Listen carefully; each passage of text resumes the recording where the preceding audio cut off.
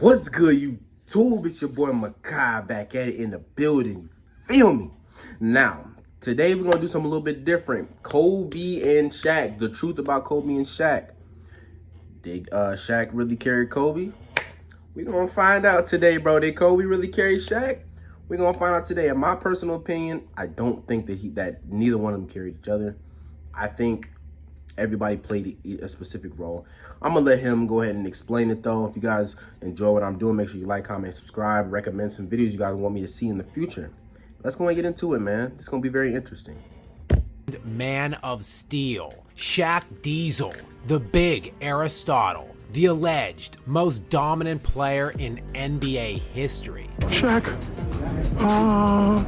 he's the greatest of the universe. A man so utterly dominant that nearly 20 years after completing just the third three-peat in the post-merger modern era, he remains the source of one of the most delusional and pathetic narratives in all of basketball history, that he carried Kobe Bryant. Shaq was drafted by the Orlando Magic in the 1992 draft with the first overall pick.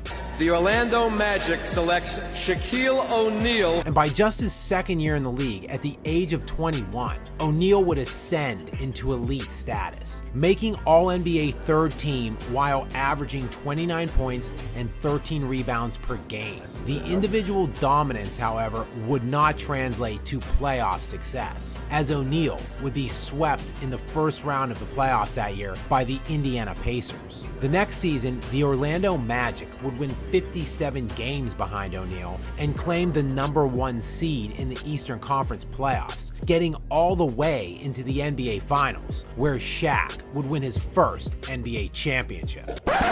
Well, no, he didn't. Shaq would run up against the Hakeem Olajuwon-led Houston Rockets, and the Dream would sweep O'Neal in the finals, largely abusing him in the post throughout the series. Tell me how my ass tastes. Orlando. Let me ask y'all this. Who you got better? You got Shaq or you got Hakeem Olajuwon? Really, I could go either way. Like, I'm not complaining about either one, but I used to think Shaq was way better than Hakeem Olajuwon. But when you look at the numbers and you look at everything, it's actually closer than you think. But me personally, I gotta go with Shaq. I just have a bias to Shaq because those are one of the few NBA players that I was introduced to in my lifetime. So I'm going with Shaq. Would win 60 games the next season and make it all the way back to the Eastern Conference Finals, where they would get steamrolled again in a 4-game sweep, this time by the 72-win Chicago Bulls, swept in consecutive years despite the contributions of his elite second-fiddle teammate Penny Hardaway, who was named first-team All-NBA in both of those seasons. And it would be amid mounting dissension with the Magic's front office over his pending contract extension that O'Neal would leave Orlando that summer in one of the most seismic free agent signings in NBA history. O'Neal took his talents to Tinseltown and started the most recent Hollywood dynasty. Oh, and also that summer, in much less relevant news, the Charlotte Hornets drafted some skinny kid out of Lower Merion High School with the 13th pick in the NBA draft. With the 13th pick in the 1996 NBA draft, the Charlotte Hornets select Kobe Bryant. Shaq would hit the ground running in LA in his first season with the Lakers on that massive contract he signed in the summer, as they would win 56 games that year, and along with an all-star caliber backcourt of Eddie Jones and Nick Van Exel, Shaquille O'Neal would win the NBA championship.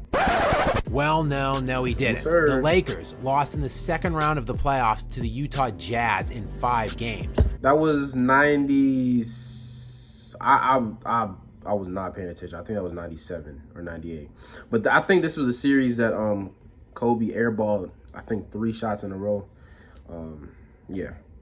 But the next year would be the Lakers' year for Shaq to get swept again in the playoffs. Again this time, losing to the Utah Jazz. But in his third year with the Lakers and his 7th season in the NBA overall, O'Neal was finally ready to get swept again in the playoffs, this time in the second round at the hands of the San Antonio Spurs, as 22-year-old Tim Duncan largely dominated that series en route to winning his first NBA championship. Tell me how my ass tastes. Dang, Shaq got swept a lot more than I thought he did. I thought he just lost. I didn't know he got swept this many years. I know from 92 to when was it? 2000? From 92 to 2000, he was losing in the playoffs. Year 4 with the Lakers. Or the finals, whichever, you know. Tide was finally ready to turn in Shaq's favor, as the skinny kid the Hornets drafted 3 years earlier was finally ready to get carried by Shaq. Kobe Bryant that season would not only take the leap to becoming a perennial all-star caliber player, but he made All-NBA second team this year and All-NBA first team defense. And coincidentally, finally, Shaq found the formula to stop getting swept out of the playoffs every single year. The Lakers would go on to win the NBA championship that season, for real this time, and it would be their first of 3 consecutive titles, a three-peat. One of the rarer feats in the history of the sport, as it has only been accomplished 3 times since the ABA and NBA merged in August of 1976, creating the modern era of the NBA as we know it. And since that year, in almost 50 seasons, only the Jordan Bulls twice and the Shaq and Kobe Lakers once have managed to accomplish it. And it has now, all of a sudden, been more than 20 years since Shaq and Kobe did it. And can we talk about the fact that, like, how impressive that is? People hold, like, three-peats and stuff like that to, like, such a low standard because people are not doing it anymore. That's a big accomplishment. The fact that you can do it 3 times in a row, win a championship. Do you know how hard it is to win one? And then you win again, which is back-to-back is actually insane too, because back-to-back is very difficult. As you can see, teams are not doing that now anymore. But winning it 3? Oh my goodness. And Kobe and Shaq did that once, and the Bulls did it twice. Like, come on, bro. Come on, man. Come on, man. Come on, man. Span of time, we have seen various alleged all-time great players amass multiple different super teams, yet no one has been able to duplicate it. And all it took was Shaquille O'Neal, who clearly could have won those championships with anyone else. From the Lakers' first championship in that 1999-2000 season, Kobe and Shaq would play 5 more seasons together. I was going to say that before he gets to it. That actually is true. If any other star player was in that situation, Shaq is winning those finals MVPs. Shaq is still winning the championships. You can put anybody there, okay? You can put anybody there. I don't care who you put there. You can put your Larry Bird there. Shaq is still winning the finals MVP. You can put your Michael Jordan there. Shaq is still winning finals MVP. You can put Magic Johnson. You can put, and I'm mainly talking about like a perimeter guy, like, you know, anybody that was in Kobe's situation. You could put any of those guys in that situation. Shoot, you could put LeBron in that situation, and Shaq is still winning Finals MVP. So that makes an unfair statement to say that Shaq carried Kobe. And I don't know if he's going to talk about this, but me personally, if somebody is averaging more than 20 points a game, you're not getting carried. Okay, that's all I gotta say, bro. If you averaging 20, 25 points a game, you're not getting carried, bro. Get to 4 NBA final series and winning 3 of them. In those 5 years, during the regular season, Shaq averaged 27 points per game, 12 rebounds, and 3 assists. Over that same span of time, Bryant averaged 26 points per game, 6 rebounds, and 5 assists. Now, these numbers may look startlingly similar, but don't be fooled. Shaq definitely carried Kobe in the playoffs to those 3 rings. During those 5 years in the finals runs, Shaq averaged 27 points per game, 14 rebounds, and 3 assists, while Kobe would average 26 points per game, 5 rebounds, and 5 assists. Over that 5-year span, Bryant would be named All-NBA first or second team in all 5 years, and he would be named All-NBA defensive first or second team all 5 years. Additionally, Bryant would lead the Lakers in fourth quarter scoring during 4 of those 5 playoff runs and in 2 of their 3 rings together. Bryant wouldn't just lead the Lakers in fourth quarter scoring. He led the entire league in playoff scoring during the fourth quarter. Alas, as with life and in sports, all good things must eventually come to an end. Right. And in the summer of 2004, Kobe Bryant decided he was tired of being carried by Shaquille O'Neal. Okay, bro. No, he didn't, bro. He didn't get carried, bro. You just saw the numbers. Bro just said that he led the league in fourth quarter scoring. So that means this is really what happens. We gotta go into the Hack-a-Shack. We're going into it. The main purpose is to give Shaq the ball for him to score. If he's in foul trouble, or if we're in a game-like situation where it's very close, they're gonna foul Shaq so we can get him at the free throw line because he wasn't that great of a free throw shooter. So at that point, they're gonna do one of 2 things. One, they may get Shaq out the game, and then Kobe's going to start doing him, which is mainly what usually happened. I'm not going to say that Shaq got the game, but it was mainly where Kobe is now the offensive force. So it moved from Shaq to Kobe. Or I forgot which game Shaq fouled out. Kobe scored like 15 points in the fourth quarter or something like that. Come on now, bruh. Come on now, man. I will wholeheartedly say that Kobe Bryant and Shaquille O'Neal needed each other to win. I mean, I'm gonna say that they needed each other. They fed off of each other, because like I said, when Shaq is in those situations where he can't be that dominant because he's either in foul trouble or it's a close game, Kobe's not an offensive force. And that's just smart basketball. There's nothing that you can do other than that. Like, anything other than that would just be foolish. As you can see when they played against the Detroit Pistons in the finals. When they played in the finals, what happened? Kobe said that he felt like that Shaq said that Kobe was being selfish and he was shooting the ball. He was not feeding him. And Kobe said he blames himself for that run of them losing. He felt like they both felt like that they should have won that. And Kobe said that was on me. That was on me. So as you can see, when the game plan is not like that, you see what happens. So, I mean, that's just smart basketball. I mean, you obviously see that nobody can stop Shaq. So why am I going to be like, okay, I'm going to come in the game and I'm going to just start scoring because the media is saying that he's carrying me? No, bro. Shaq did not carry Kobe. End of discussion. And after 8 seasons, 4 finals appearances, and 3 titles together, the Shaq and Kobe era would come to an end. Shaq would famously go on to win the NBA championship 2 years later, while carrying another young ascending guard in Dwayne Wade, as Wade would play one of the best final series this century. He has to be trolling. Scab Attack gotta be trolling right now. There's no way he's that serious, because Shaq was not that good. He wasn't as good as he was in the Lakers when he went to Miami. He wasn't, Shaquille O'Neal, like MVP. No, he was not. Sir, no, he was not. I won't say he was a shell of himself, but he was not as good as Lakers days in Miami. Dwayne Wade definitely was the guy on that team, and they had that discussion, and Shaq said that Dwayne Wade was the guy on that team. So he definitely did not carry Dwayne Wade. Come on, bro. Now, if he starts bringing up Boston days and all that stuff, that's how I know he's trolling.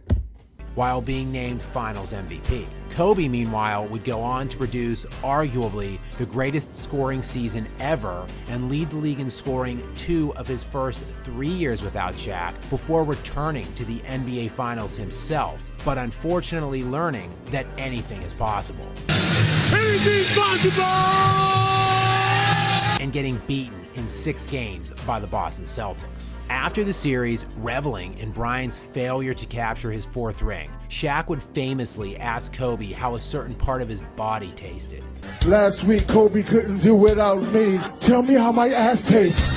And amid all of the... Shaq is gross. If you heard some of the locker room stories from Shaq, Shaq is just gross. But really, what can you do? It's Shaq, bro. You ain't finna beat up Shaq, man. You ain't finna beat up Shaq. That summer, and doubting he had a viable roster capable of overcoming the talent of the Boston Celtics, Kobe would beg some other superstar to help him steal some cheap rings. No, wait, that was some other guy a few seasons later. Kobe would stick it out in LA, ultimately getting the last laugh against Shaq and all of his other critics, as he would take his one All-Star and win back-to-back championships. And I'm not going to say that he just stuck it out. Like, can we remind the fact, Kobe fans, that Kobe Bryant announced on national TV that he demanded for a trade? Can we talk about that? It's not like he was just like, oh, well, man, I'm going to just stick to... No. He demanded for a trade on national TV. Remember that. It through an absolutely historically stacked Western Conference. Meanwhile, Shaq went on to play with a lot of other great players. From D-Wade, he would move on to MVP Steve Nash and the Phoenix Suns. Then prime MVP LeBron in Cleveland before ending his career with the Celtics Big Three. Despite all of the great teams and all of the great players O'Neal played with aside from Kobe, he managed to win exactly one total ring without Bryant. In fact, what a better source than Shaquille O'Neal himself to let you know what an overrated career Kobe had. I don't compare anybody to Mike, but if I had to answer the question, Kobe is the closest thing to Mike. And is there somebody that's close to Kobe? No. Looking back on it all, though certainly not the most accomplished, Shaq and Kobe constituted arguably the greatest duo in NBA history. Their crowning achievement was the 2001 season, the middle of 3 straight titles, and what was arguably the greatest team in NBA history, as they became just one of 4 teams ever to play 4 opponents in the playoffs that each won a minimum of 50 games, making it one of the most challenging championships of all time. The Lakers didn't just beat this field of teams, they eviscerated them, going 15-1 in the postseason. During that run, Kobe averaged 29 points per game, which constituted 28.5% of the Lakers' scoring per game during the playoffs. For some perspective, during the Cavaliers' 2016 playoff run, when the Cavs beat the Warriors in the finals, LeBron James scored 26 points per game, which was good for only 25% of his team's scoring. Kobe would also add 7 rebounds and 6 assists per game, while leading the postseason that year in win shares and fourth quarter scoring. Imagine a world where many think one of these playoff runs was the greatest ever. That one right there made me the greatest player of all time. And in the other, a player barely contributed. When you figure that one out, perhaps you can help sort out global warming and solve the hunger crisis. In the meantime, perhaps we can finally, once and for all, debunk the worst myth in NBA history. Shaq did not carry Kobe. Kobe did not carry Shaq. They fed off of each other. That was the game plan, and it worked, for the 3 championships. They could have won more. If they stayed, yeah, they definitely, I think they probably would have had maybe like 1 or 2 more. Because, Shaq was declining. After he went, from the Lakers to Miami, he was on the decline fast. So, and Kobe was ascending. He was starting to ascend into, historic numbers. Now, would Kobe be that much of an offensive force if they stayed together? I don't know. But, yeah, we don't know. But I want to hear what you guys think about this in the comment section. What do you think? Do you think Shaq carried Kobe? Let me know in the comment section, man. I'm going to get up out of here until my next video, man. I'm going to catch you.